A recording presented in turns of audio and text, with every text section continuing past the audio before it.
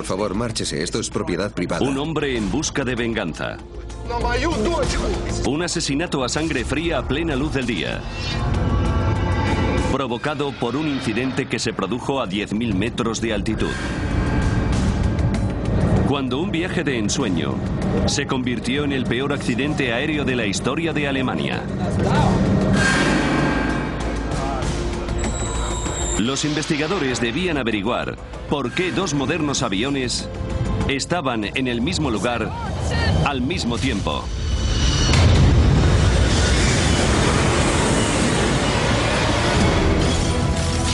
Los desastres no ocurren sin más, son provocados por una serie de acontecimientos críticos. Vamos a revelar las fatídicas decisiones de esos últimos segundos catastróficos.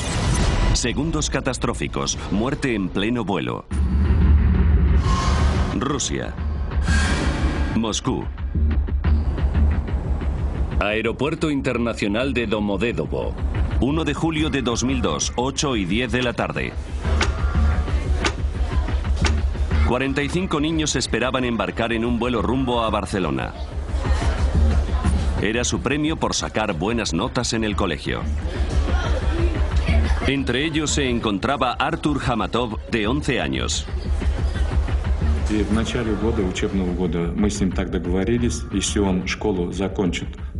A principio de curso acordamos que si sacaba buenas notas podría ir de viaje con su clase.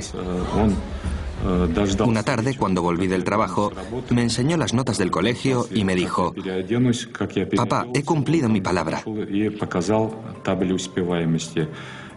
Me miró como con un interrogante en sus ojos y le dije: está bien, te prometo que podrás ir. Los niños eran de Ufa, Rusia Central. Habían llegado con retraso a Moscú porque habían perdido su primer vuelo. Tuvieron que fletar otro avión que les llevara a España. El vuelo BTC 2937 listo para embarcar. En el mismo vuelo se encontraban Svetlana Kaloyev y sus hijos Konstantin y Diana. Iban a visitar a su padre, que llevaba 1 año y medio trabajando en España. Hablaba con ellos por teléfono todos los días.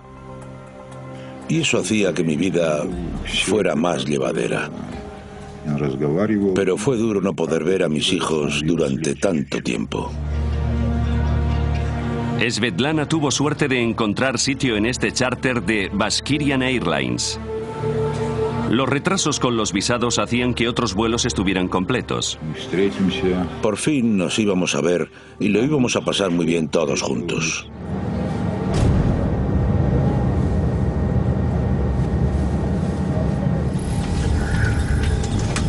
La tripulación terminaba de prepararse. Дамы и господа, вас приветствует капитан корабля. Добро пожаловать на борт башкирских авиалиний.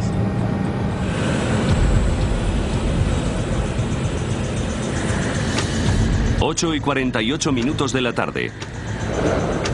El vuelo charter 2937 de Bashkirian Airlines despegaba del aeropuerto de Moscú Domodedovo. Distancia a Barcelona 3.000 kilómetros. Tiempo estimado de vuelo 4 horas y 20 minutos. Suiza. Torre de control de Zúrich. 11 de la noche. El controlador aéreo Peter Nielsen, danés de 35 años, hacía el turno de noche. Él y otro controlador dirigen el espacio aéreo sobre el este de Suiza y parte del suroeste de Alemania. De día es una de las zonas de más tráfico aéreo de Europa. Pero de noche hay muy poco tráfico aéreo, con escasos aviones. El compañero de Peter Nielsen se tomaba un descanso. Nielsen era el único responsable de todo el espacio aéreo de Zúrich.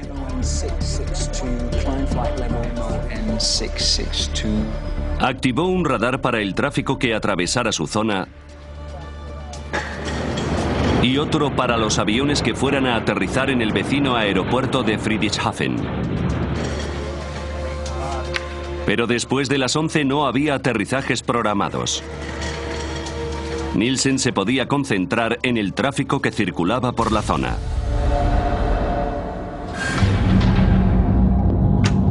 Once y 6 minutos de la noche. Svetlana Kaloyev y sus hijos, junto con el resto de pasajeros del charter de Bashkirian Airlines, sobrevolaban Austria a unos 10.000 metros.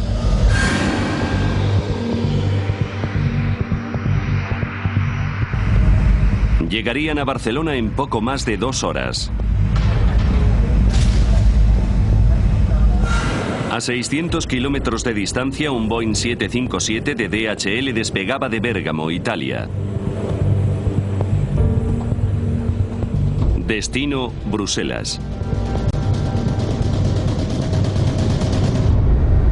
El capitán y el copiloto eran los únicos que iban a bordo.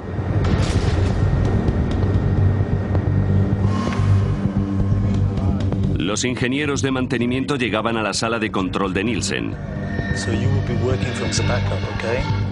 Iban a comprobar el radar principal.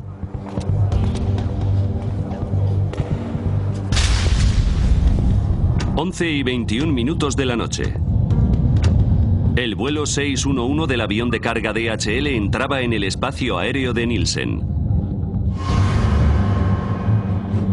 El capitán pidió permiso para ascender a 10.000 metros de altitud. Radar suizo, buenas noches. DHX 611. DHX 611. Identificado. Ascenso programado en 4 o 5 minutos.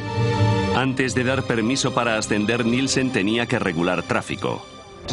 Descenso de vuelo 320. Los ingenieros de mantenimiento necesitaban trabajar en el sistema telefónico. ¿Podéis hacerlo rápido, por favor? Gracias. 11 y 25 minutos de la noche. Un avión inesperado se aproximaba a Friedrichshafen. Nielsen tuvo que cambiar de estación de radar. Pero el vuelo retrasado AF1135 se aproximaba para aterrizar.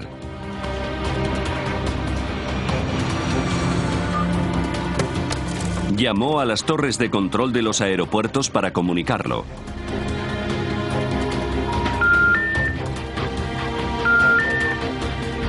No podía contactar con ellos. Pero todavía quedaban 10 minutos para que el Airbus aterrizara. Por lo que volvió al radar del tráfico de su zona. DHX 611. Y dio al avión de carga DHL luz verde para ascender a 10.000 metros.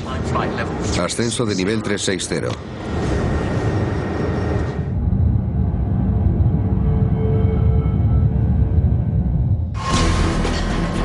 Nielsen volvió a centrarse en el Airbus y volvió a llamar al aeropuerto de Friedrichshafen.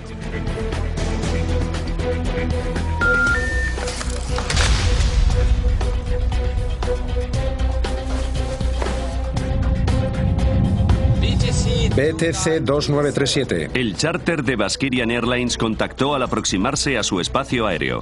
Aquí torre de control, repita. BTC 2937. Nivel 360. Nivel... Pero justo cuando Nielsen contestaba, el Airbus contactaba con él. Vuelo entrante AF1135. Aterrizaje programado en pista 20. De acuerdo, volvemos a hablar en breve. Nielsen llamaba a Friedrichshafen por tercera vez. Die gewünschte Verbindung ist nicht möglich.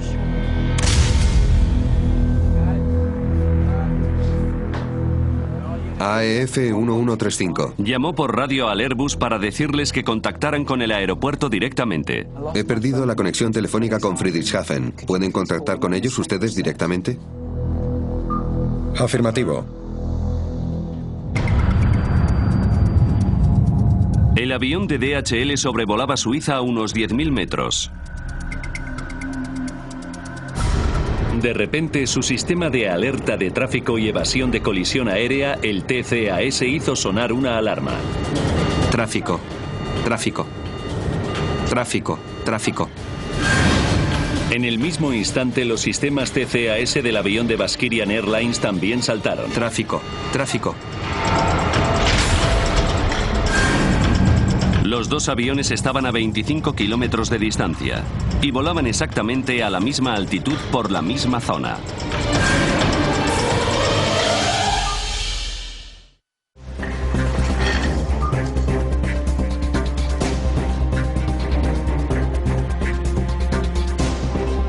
Peter Nielsen se dio cuenta de repente de que tenía un grave problema. BTC 2937. Inmediatamente ordenó a los pilotos rusos descender. Descenso de nivel 350, rápido, hay tráfico atravesando la zona. Segundos después, los sistemas TCAS les decían justamente lo contrario. Ascenso, ascenso, ascenso. Dice que ascendemos y el controlador que descendemos.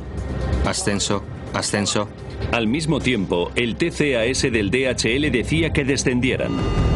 Descenso, descenso.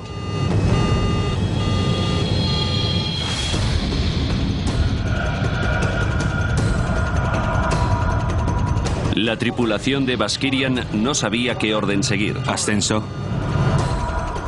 Nielsen repitió su orden. Rápido, descenso de nivel 350, BTC 2937.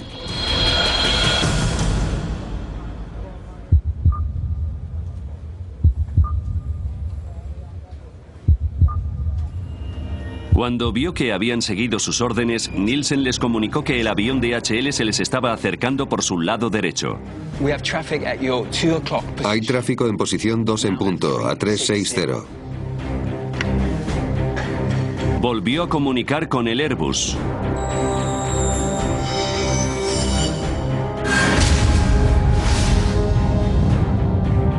En el charter de Bashkirian, la tripulación buscaba el avión de DHL.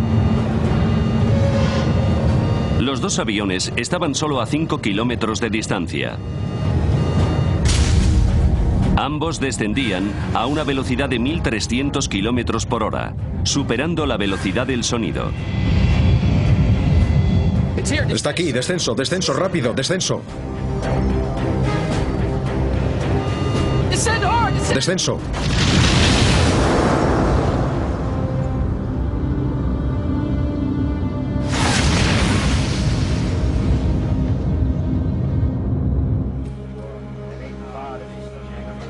Once y 35 minutos de la noche. AF 1135. La tripulación del Airbus lograba por fin contactar con el aeropuerto de Friedrichshafen. Vamos hacia allá, Friedrichshafen. Nielsen podía ahora transferir el avión. Afirmativo, adiós.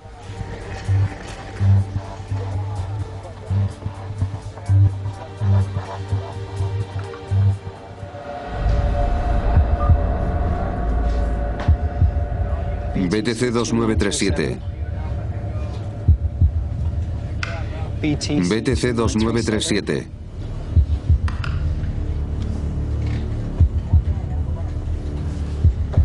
BTC 2937.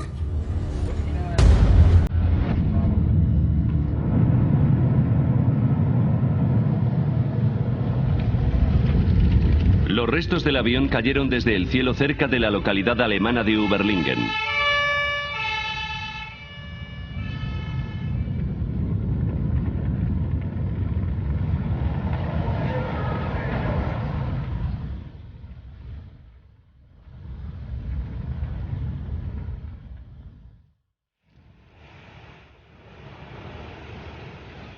Al amanecer, la policía inició la mayor operación que se había llevado a cabo nunca en la zona.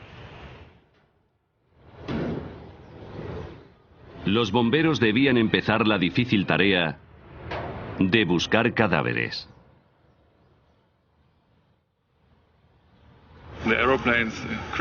Los aviones han chocado y ha muerto toda la gente que iba en ellos.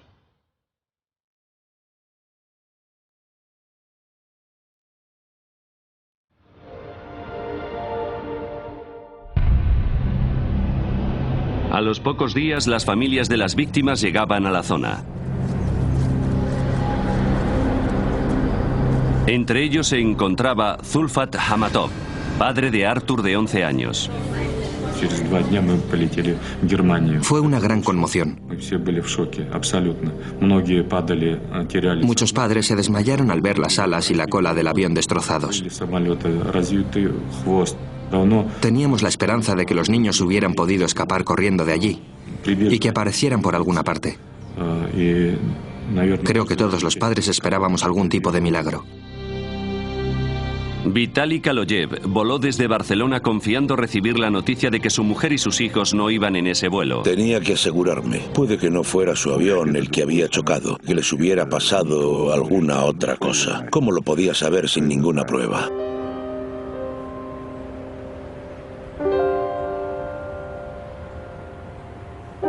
Los investigadores confirmaron sus peores temores. Se confirmó que las 71 personas a bordo de los dos aviones habían muerto. Era el peor accidente aéreo que se había producido nunca en Alemania. En una industria protegida por los sistemas de seguridad más avanzados y completos, ¿cómo podía ocurrir esto?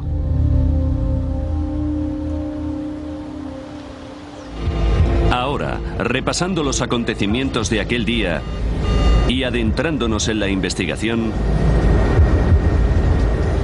revelaremos la desastrosa cadena de eventos que llevaron a dos aviones al mismo lugar en el mismo momento.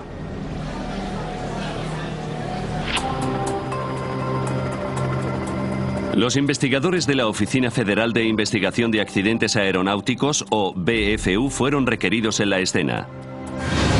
Jens Friedemann fue nombrado responsable del lugar del accidente.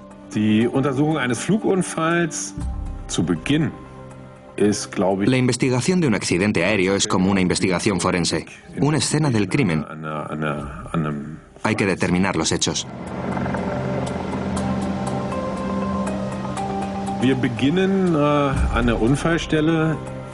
En el lugar del accidente había un caos total al principio. Había escombros por todas partes.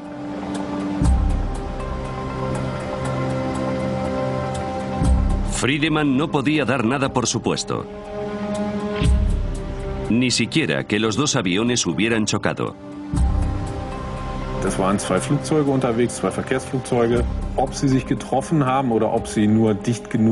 No sabíamos si los aviones habían chocado o si habían pasado demasiado cerca y habían perdido el control, ni qué había ocurrido en realidad.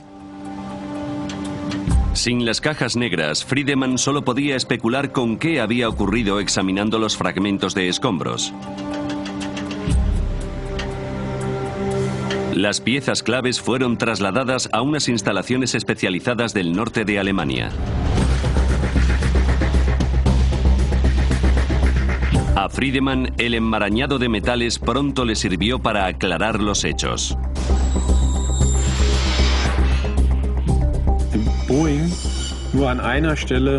El Boeing tocó el Tupolev en un punto. La parte vertical de la cola estaba partida.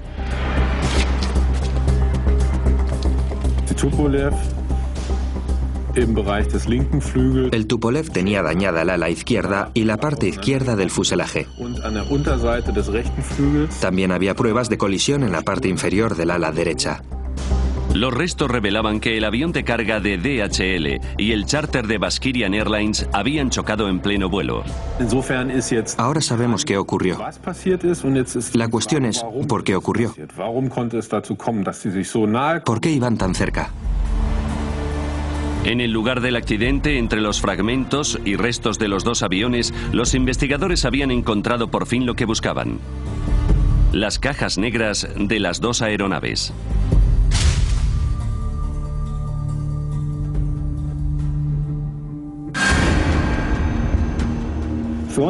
Era muy importante para nosotros como investigadores de accidentes.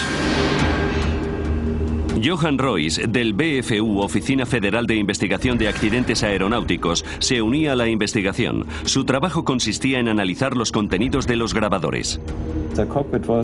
Los grabadores de voz de la cabina de mandos nos ayudaron a entender qué pasó en la cabina, por qué los pilotos tomaron las decisiones que tomaron.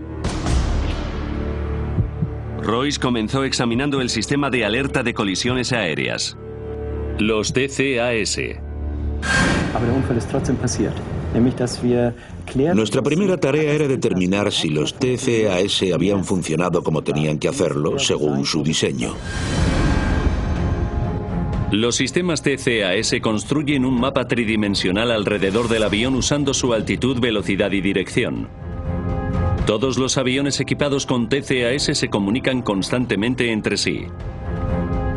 Si un avión se acerca demasiado a otro, los TCAS alertan a los pilotos. Tráfico, tráfico. Y si es necesario, emite lo que se conoce como resolución de conflictos. Descenso, descenso. Tras analizar la caja negra, Royce determinó rápidamente que el sistema había funcionado como debía. Tráfico, tráfico. Antes de la colisión, los dos sistemas TCAS generaron y emitieron una resolución de conflictos. Al Tupolev ruso le dijeron que ascendiera y al Boeing de DHL que descendiera. Si el avión hubiera seguido esas instrucciones, no habría habido ninguna colisión. Pero mientras que los pilotos del avión de DHL obedecieron a los TCAS... Descenso, descenso. Los pilotos rusos no lo hicieron. Ascenso, ascenso.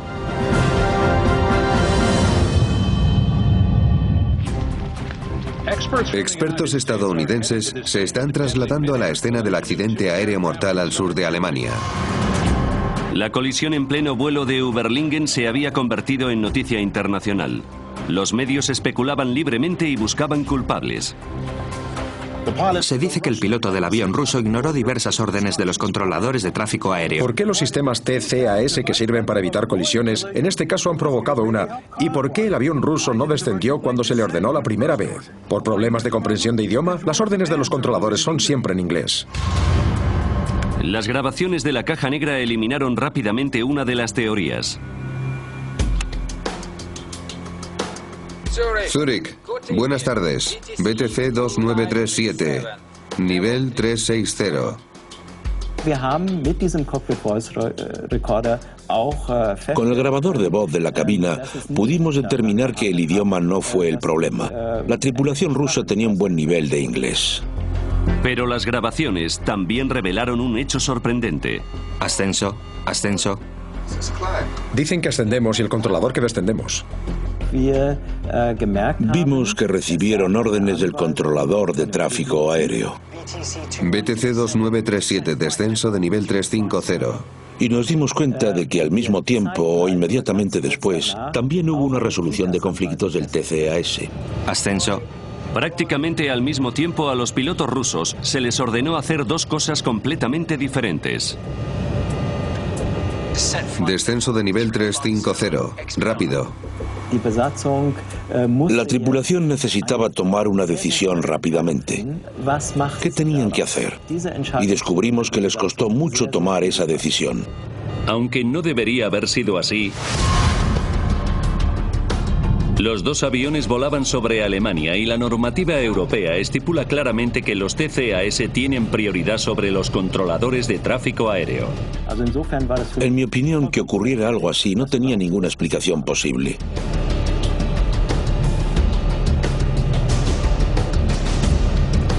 Ascenso, ascenso.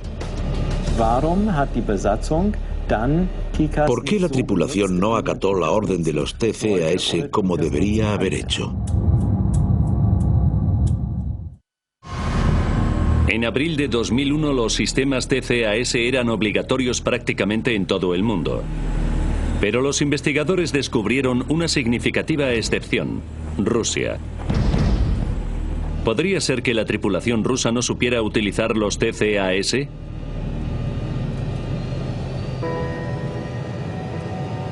Rustam Mustafin es un antiguo piloto de Baskirian Airlines. Confirma que aunque no era un procedimiento estándar en vuelos domésticos, los aviones que hacían vuelos internacionales iban equipados con sistemas TCAS.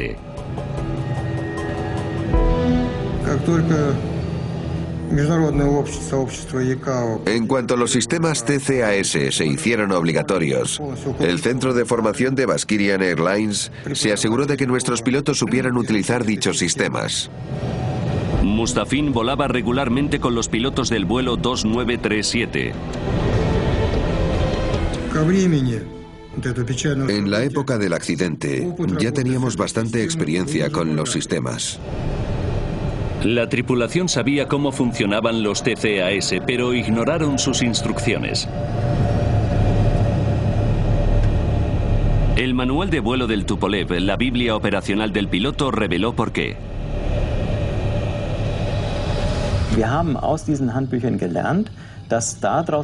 Supimos por esos manuales que las órdenes de tráfico de control aéreo siempre tienen una prioridad más alta.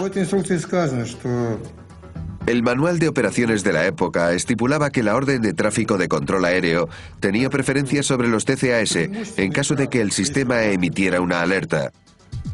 Decía que control aéreo tenía la última palabra. Desobedeciendo la normativa europea, la tripulación rusa estaba entrenada para usar los TCAS como un simple sistema de aviso y podía seguir las instrucciones del controlador si lo creía conveniente. Siguieron las indicaciones de los TCAS, pero al estilo ruso. Yo hubiera hecho exactamente lo mismo que ellos. Habría seguido la orden del controlador de tráfico aéreo. De repente pudimos comprender por qué la tripulación rusa actuó como lo hizo. Los investigadores habían descubierto por qué los dos aviones descendieron. Mientras que la tripulación de DHL había hecho caso a los TCAS, los pilotos rusos obedecieron al controlador de tráfico aéreo. Pero esto no respondía a una pregunta básica. Los TCAS son un último recurso. Los aviones no deberían haber estado tan cerca, ni haber dado lugar a activar dichos sistemas. Los investigadores centraron su atención en la sala de control de tráfico aéreo. Un controlador debe pedir a los pilotos que cambien de altitud por lo menos 2 minutos antes de un posible conflicto. Pero Peter Nielsen no pidió a la tripulación del avión ruso que descendiera hasta 43 segundos antes de la colisión. BTC 2937 descenso. ¿Por qué el controlador aéreo emitió una orden así tan tarde? Tan tarde que fue imposible evitar el accidente. Gracias a los registros y a los interrogatorios, los investigadores supieron que Nielsen era el único controlador de tráfico aéreo de servicio la noche del 1 de julio. La política oficial de Skyguide es tener un mínimo de 2 controladores aéreos de servicio en todo momento. Los investigadores descubrieron que se había tomado como costumbre en Skyguide que los controladores se tomaran largos descansos en los turnos de noche. Tom Lorsen era un buen amigo de Nielsen, además de compañero de trabajo durante muchos años.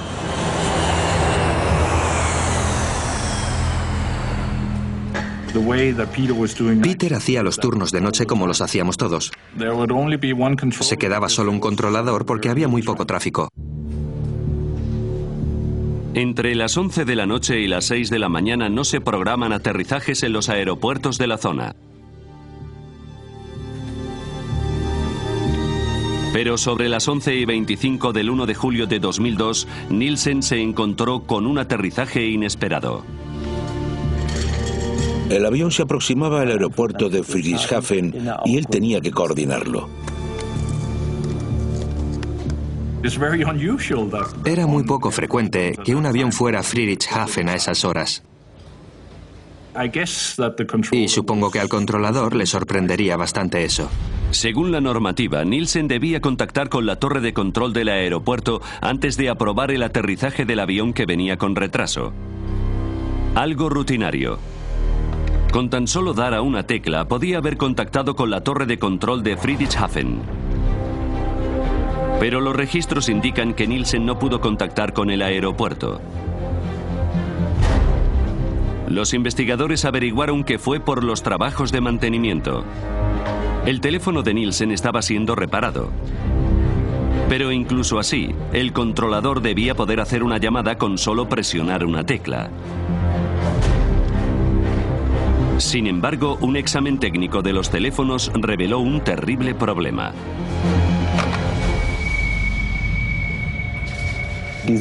Los trabajos de mantenimiento debían ser algo adicional. Deberían haber dejado las líneas operativas, pero la comunicación telefónica no fue posible por otros problemas técnicos. Nielsen intentó repetidamente llamar a Friedrichshafen. Una tarea rutinaria le ocupó gran parte de su tiempo. Die gewünschte Verbindung ist nicht möglich. Estaba más ocupado que normalmente porque no podía hacer llamadas telefónicas. Tuvo que buscar soluciones alternativas. Tuvo que buscar otras formas de comunicación. No tengo comunicación telefónica con Friedrichshafen. ¿Pueden llamarles ustedes? Preocupado por el Airbus que llegaba con retraso, Nielsen ignoró el tráfico que circulaba por la zona. Estuvo como 5 minutos concentrado en ese problema y se despreocupó de lo que estaba ocurriendo en la pantalla del radar. Pero su radar tenía una función de emergencia que debería haberle alertado del peligro inminente. Alerta de conflicto a corto plazo o STCA. La alerta de conflicto a corto plazo es un sistema parecido al TCAS. Es un sistema de alerta terrestre que nos ayuda con el radar si no vemos un conflicto.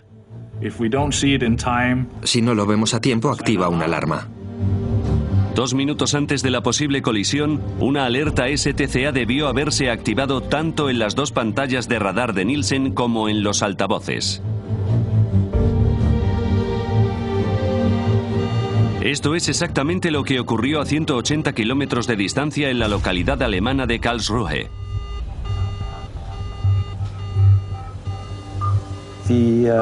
Flugsicherung in Karlsruhe. Los controladores aéreos de Karlsruhe habían visto en su pantalla de radar que 2 aviones estaban acercándose más de lo debido. Las grabaciones revelan que el controlador de Karlsruhe intentó llamar a Nielsen para avisarle. Pero las defectuosas líneas telefónicas de Zúrich le impidieron contactar con él. Según las reglas de aviación, no pueden contactar con aviones fuera de su espacio aéreo, a menos que el controlador a cargo haya perdido la conciencia o haya abandonado su puesto. El controlador aéreo de Karlsruhe decidió saltarse el protocolo e intentó llamar a Nielsen 11 veces en total, pero no consiguió hablar con él. BTC 2937. Los registros muestran que el sistema visual de STCA de Nielsen no se activó. Royce descubrió que el radar de Zúrich también estaba siendo reparado, por lo que tampoco estaba totalmente operativo.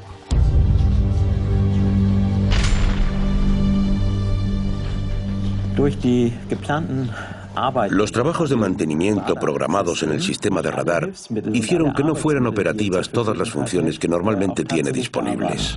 Debido a los trabajos de mantenimiento, Nielsen no contó con uno de los sistemas de alerta: la alarma visual de STCA. Es la última pieza del rompecabezas, que explica por qué Nielsen no ordenó al avión ruso descender hasta solo 43 segundos antes de la colisión.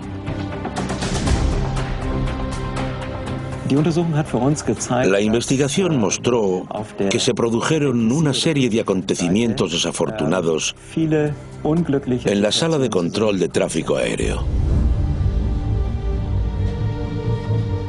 Si Nielsen hubiera oído la alarma STCA antes de que se activaran los sistemas TCAS en los aviones, no habría habido conflicto y el accidente se habría evitado.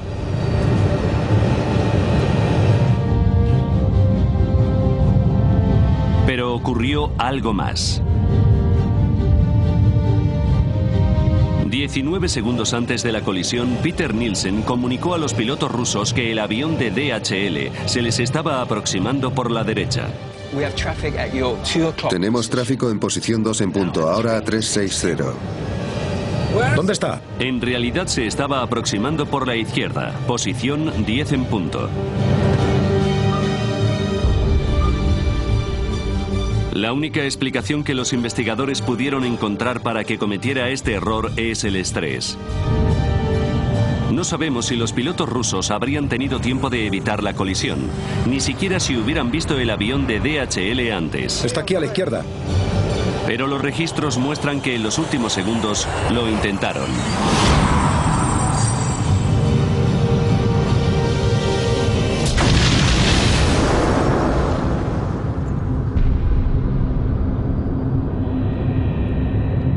Tras el impacto, el avión de Bashkirian Airlines se partió en 4 piezas. Sin parte de la cola, el avión de carga de DHL cayó en picado.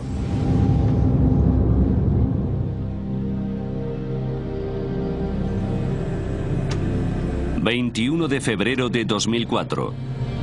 Mientras que los investigadores elaboraban el informe final, Vitaly Kaloyev volaba a Zúrich.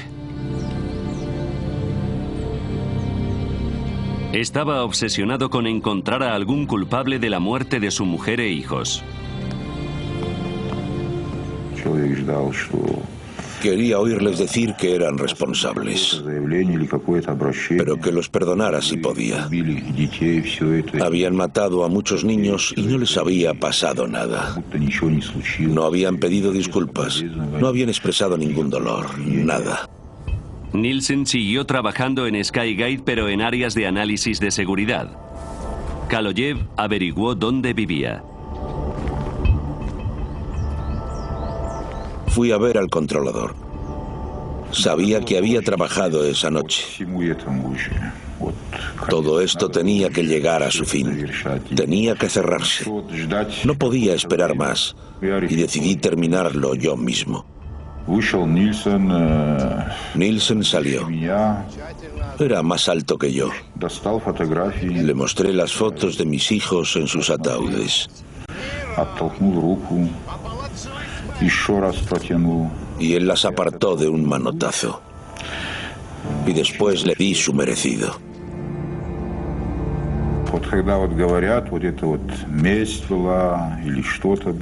Bueno, hay quien dice que fue venganza. Pero la venganza es algo insignificante. Uno se venga cuando ha sido insultado. Pero esto no fue venganza. Fue un castigo.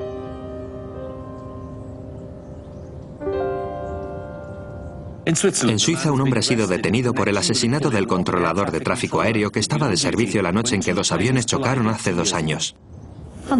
Lo buscó y lo apuñaló delante de su familia. Ha sido asesinado por un error fatal. Peter Nielsen tenía 36 años. Él y su mujer tenían 3 hijos. Tras su detención, Vitaly Kaloyev fue trasladado a una institución psiquiátrica mientras los tribunales decidían si estaba capacitado mentalmente para ser procesado. Kaloyev fue condenado por homicidio premeditado a 8 años en una prisión suiza. En noviembre de 2007 fue puesto en libertad después de que un recurso de apelación determinara que tenía un atenuante de responsabilidad por la muerte de su mujer e hijos. Vitaly Kaloyev no se arrepiente de lo que hizo.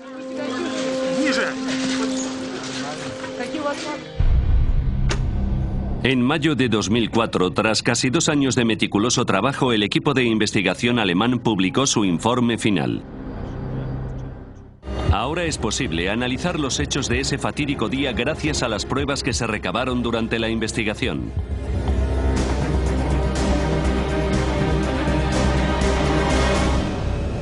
...1 de julio de 2002... ...8:48 de la tarde... ...a 2 horas y 47 minutos del desastre... ...un vuelo charter de Bashkirian Airlines despegaba del aeropuerto internacional de Moscú Domodedovo... 20 minutos para el desastre... En el centro de control de tráfico aéreo de Zúrich había 2 controladores de servicio... Uno se tomó un descanso... Peter Nielsen se quedaba trabajando solo. 12 minutos y 33 segundos para el desastre. Un avión de carga de DHL entraba en el espacio aéreo de Nielsen y pedía permiso para ascender a 10.000 metros. 9 minutos y 49 segundos para el desastre. Un Airbus retrasado se aproximaba para aterrizar en el aeropuerto de Friedrichshafen. Nielsen intentó llamar al aeropuerto para transferir el vuelo, pero sus líneas telefónicas no estaban operativas por trabajos de mantenimiento y las de emergencia eran defectuosas. 5 minutos y 21 segundos para el desastre. El charter de Baskirian Airlines se comunicó por radio con Nielsen. Volaba a 10.000 metros y estaba a punto de entrar en su espacio aéreo. 2 minutos para el desastre. Los aviones de Baskirian Airlines y DHL estaban a la misma altitud, a menos de 44 kilómetros de distancia, y se aproximaban superando la velocidad del sonido. La alerta de conflicto a corto plazo o STCA debía avisar a Nielsen de la inminente colisión. Pero su radar está también siendo reparado, por lo que el sistema STCA no funcionaba bien. 43 segundos para el desastre. Nielsen por fin se dio cuenta de que 2 aviones estaban a punto de colisionar. Inmediatamente ordenó a los pilotos rusos descender. Descenso nivel de vuelo 350. Segundos después, los TCAS se activaban en los 2 aviones. Ordenaban a los pilotos de DHL descender. Descenso, descenso. Y a la tripulación rusa ascender. Ascenso. Dice que ascendemos y el controlador que descendemos. Nielsen no era consciente de que los 2 aviones estaban recibiendo otras instrucciones. Repitió sus órdenes a los pilotos rusos. BTC 2937, descenso de nivel de vuelo. La normativa rusa permite a los pilotos tomar las decisiones que consideren pertinentes en situaciones de conflicto similares. Aquí siguieron las órdenes de Nielsen. Los 2 aviones empezaron a descender. 19 segundos para el desastre. Nielsen creía que el conflicto estaba resuelto, pero antes de cerrar la transmisión comunicó a la tripulación rusa que el avión de DHL se les aproximaba por la derecha, pero en realidad se aproximaba por la izquierda. ¿Dónde está? 3 segundos para el desastre. La tripulación rusa divisaba el avión de DHL. Está aquí a la izquierda. Intentaron evitarlo, pero era demasiado tarde. ¡Descenso rápido, descenso rápido! A las 11 de la noche y 35 minutos los aviones chocaron, a unos 10.000 metros sobre la localidad alemana de Überlingen. Las 71 personas a bordo de los 2 aviones murieron.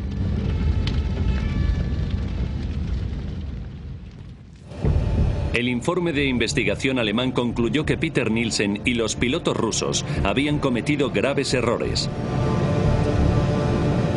Pero la principal causa del accidente era negligencia por parte de Skyguide. En mayo de 2004, justo después de que se publicara el informe de la Oficina Federal de Investigación de Accidentes Aeronáuticos, el presidente de Skyguide, Alan Rosier, en una conferencia de prensa pidió disculpas de forma oficial.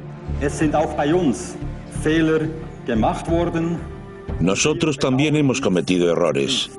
Y lo lamentamos profundamente. Asumimos nuestra responsabilidad como indica el informe de investigación alemán. Y pedimos perdón a las familias de las víctimas.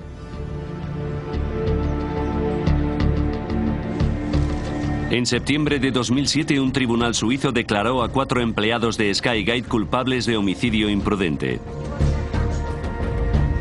A 3 de los gerentes que permitieron la política de un único controlador aéreo se les impuso 1 año de libertad condicional. El encargado de supervisar los trabajos de mantenimiento la noche de la colisión fue multado con 13.500 francos suizos, unos $11.000. Siguiendo las recomendaciones del equipo de investigación alemán, Skyguide implementó diversos cambios de procedimiento. Ahora siempre hay 2 controladores aéreos de servicio incluso durante los tranquilos turnos de noche. Nadie se volverá a encontrar en la situación en que se encontró Peter Nielsen. Los investigadores también recomendaron que las regulaciones de los TCAS internacionales y regionales concordaran con las de los manuales de operaciones de los aviones. Los TCAS deben tener prioridad sobre el control de tráfico aéreo. No se puede afirmar con un 100% de seguridad que este tipo de accidentes no volverá a ocurrir, pero estamos bastante seguros de que hicimos una significativa contribución para evitar que se vuelvan a producir accidentes así.